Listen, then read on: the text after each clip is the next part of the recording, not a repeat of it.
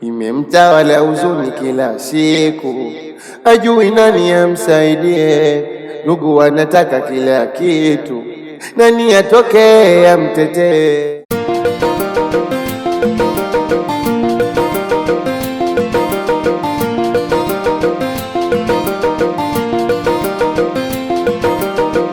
Imemtawala huzuni kila siku, ajui nani amsaidie. Ndugu wanataka kila kitu, nani atoke amtetee. Baba Sam.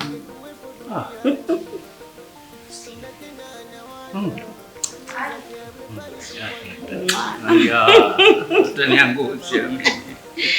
Zapa. Asante kwa dishasa kutiana nako. Ninashukuru. Hapa alhamdulillah. Kwema za safari. Safari nzuri, hawajambo na muhimu wa sisi. Nimejisikia furaha ndani ya mapato yangu. Umeanza. Sijaanza. Sasa wewe unamaliza bwana.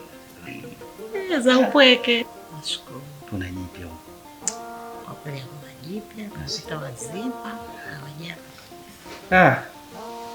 Muhibu wa moyo wangu. Alhamdulillah, asante. Kipenzi cha haja zangu. Fanya hima kweli. Na kionionyesha la kutiti ni burudi. Sijaanza wala sijamaliza. Mfagazi dawa ni yako matiti. Niliyopo sijienzi ni mgonjwa mahututi. Nimeshageuka panzi kwa kupima makuti. Nimekuwa kama hizi ndani kutafiti. Usifanye kumbaza nisema na maana. Siwezi maliza mwezi kama napoa. Waganga kwa waganga. Hapa nyumbani amekutana, ametibu kazi gonjwa limeshindikana. Wamenieleza wazi nikusitake wewe mwana, kwani ndiye mtabizi. Tibu ajua sana kipenzi cha moyo wangu. Asante mwangu kwa nauza. Mama kuondoka kuniacha hapa. Naenda kuweka begi na rudi. Hayo ndo matamu. Yako siya. Imemtawala huzuni kila siku, ajui nani amsaidie. Ndugu wanataka kila kitu, nani atoke amtetee. Kuna muda anawaza kama asingekuwepo duniani, na tena anawaza mwenzake amefariki kwa nini. Ila kukata tamaa, japo masimango yalizidi mitaani, ndugu wakamkata na watoto wake wakamuandama. Ambira damu. Yani inabidi ukae karibu na mama, maana unajua mama sasa hivi anapitia wakati mgumu. Unajua yani baba kafa kifo cha ajabu cha kutatanisha. Hivyo mama ana wakati mgumu.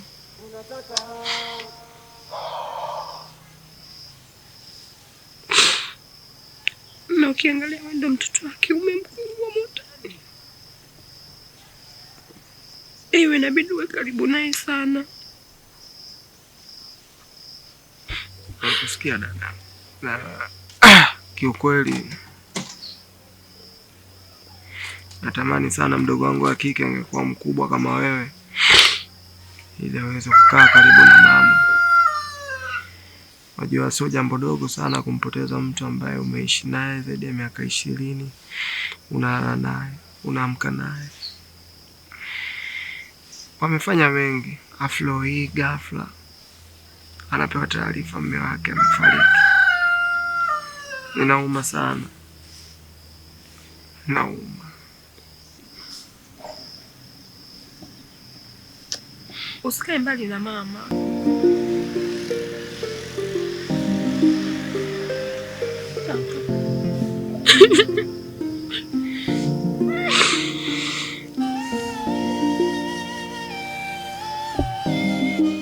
Unasikia mwanangu? Hapa nimekuita kwa ajili moja. Unajua tarehe ya kumaliza msiba imefikia. Sawa? Sasa nataka nikuachie majukumu. hizi tarehe sio za mbali sana, kitu kama tarehe 26 tunamaliza, au sio? Ndio. Sasa nimekuachia majukumu uyamalize, usiende kona. Sawa? Sawa mzee. Umeelewa? Nakuelewa baba. Basi nashukuru mzee. Asante sana. Da, asante. Mjomba, yule nimekuita hapa nikushauri kwamba kule bi mkubwa yuko peke yake. Alafu bi mkubwa, unajua msiba uliotokea ni mkubwa sana. Kwa hiyo unamchanganya sana bi mkubwa. Kwa hiyo mimi nakushauri wewe urudi nyumbani. Mjomba, mimi nikushukuru kwanza kwa kuweza kuniita na kupoteza muda wako kuongea na mimi. Nachoweza kusema ni kwamba mimi mwenyewe nilikuwa na mawazo haya, kwa sababu nikiwa kwenye pilika zangu, mdogo wangu ananipigia simu, mama analia, mara mama ana furaha, mama vile. Na kweli kabisa ukienda kumwangalia mama, unaona kabisa ni mtu ambaye amepoteza nuru ya maisha. Unajua kufiwa na mtu ambaye amelala naye kitanda kimoja zaidi ya miaka 20 sio jambo dogo sana. Kwa mjomba, mimi nikushukuru, ni kama umenitia tu mafuta. Mimi nikuahidi tu ni kwamba naweka mambo yangu sawa. Ndani ya wiki hii mimi nitakuwa nimeenda mjomba wangu.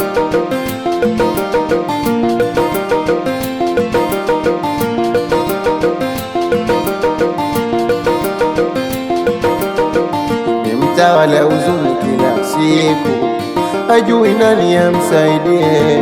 Ndugu wanataka kila kitu, nani atoke amtetee. Kuna muda anawaza kama asingekuwepo duniani, na tena anawaza mwenzake amefariki kwa nini. Ila kukata tamaa, japo masimango yalizidi mitaani.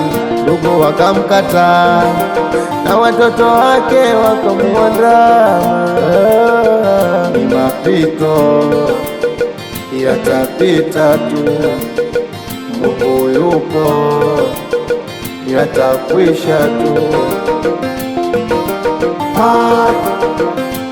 Itendeke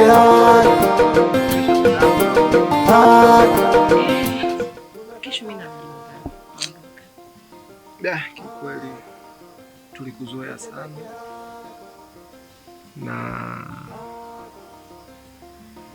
mimi pamoja na familia yangu naweza nikasema kwa niaba yao tunashukuru kwa support yako ya hali na mali. Najua mtu akitokea ghafla anaweza kujua kabisa wewe ni ndugu yangu wa damu. Kwa upendo mkubwa ambao umetupatia. Kwa kubwa ambalo naweza nikasema shukrani sana. Mwenyezi Mungu akubariki kwa muda na mali ulizotoa katika kipindi hiki chetu kigumu tunachopitia. Shukrani sana. Amina. Ila nilikuwa naomba ukae karibu na mama. Alafu yule baba mkubwa yule. Huyo mimi ni mtu mzima. Yule baba mkubwa yule. Kuna kanamna sio bure. Yaani kama kuna kitu anaficha, yaani kama kuna kitu anacho. Yaani kuna kitu anataka yule baba yule. Yaani kwa jinsi ninavyomwangalia, kuna kitu anataka. Kwa makini na yule baba. Nisikize mimi. Shukuru dada. Nikuahidi tu nitakuwa karibu na mama. Na nitakuwa makini nao. Kuwa na amani. Haya. Sawa. Imemtawala huzuni kila siku, hajui nani amsaidie. Ndugu wanataka kila kitu, nani atoke amtetee. Kuna muda anawaza kama asingekuwepo duniani, na tena anawaza mwenzake amefariki kwa nini. Ila kukata tamaa, japo masimango yalizidi mitaani. Ndugu wakamkata na watoto wake wakamuandama. Ni mapito yatapita tu, Mungu yupo, yatakwisha tu. Unamwona yule mbuzi? Yule mwenye madoa madoa. Yule mwenye madoa madoa. Sasa huyu ndiye atakuwa kitoweo cha maandalizi ya kumaliza msiba baba. Ndio. Haina shida. Neno lako ni sheria kwangu. Ile kesho mapema. Wewe tena. Sawa basi, utaita vijana zako mtafanya maandalizi. Wale kibopa anapenda miguu. Sio vichwa. Yule anapenda miguu. Ete.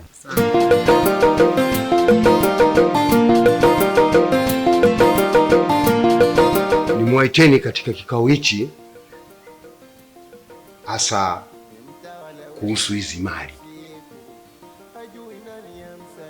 Manake marehemu hakuacha mlisi.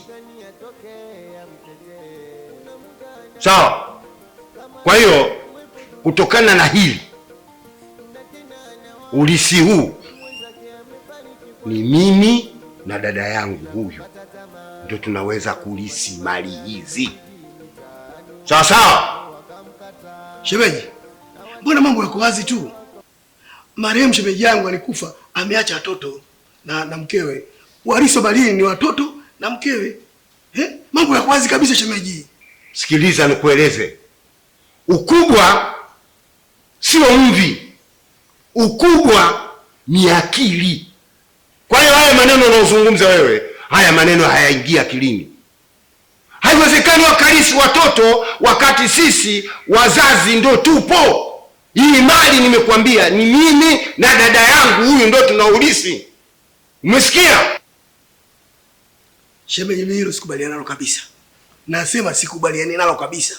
Sababu marehemu ameacha mke na watoto. Kwa hiyo warisi ni mke na watoto. Mimi na watu watafute kazi nyingine tufanye, tupate riziki. Wacha ujinga shemeji wewe. Mimi lazima unielewe ninachokizungumza mimi. Sio unaleta tu maneno yako ya mtaani, mkubwa mzima unakuwa ovyo bwana. We, hii familia haikuhusu. Na ukiona dada yako atendewi yake, ondoka naye. Jamani, mali nitafute mimi na marehemu mume wangu. Leo mnataka nitoke kweli? Wifi, hii ni haki kweli? Wifi ushakufa baada ya kakangu kufa.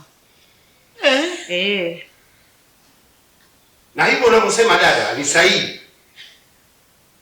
Wewe si ungeondoka sama ya kaka yako. Na hichi kikao mimi nimekifunga. Atakayetaka asiyetaka ni hivyo. Upumbavu. Imemtawala huzuni kila siku, ajui nani amsaidie. Ndugu wanataka kila kitu, nani atoke amtetee. Kuna muda anawaza kama asingekuwepo duniani, na tena anawaza mwenzake amefariki kwa nini. Ila kukata tamaa, japo masimango yalizidi mitaani, ndugu wakamkata.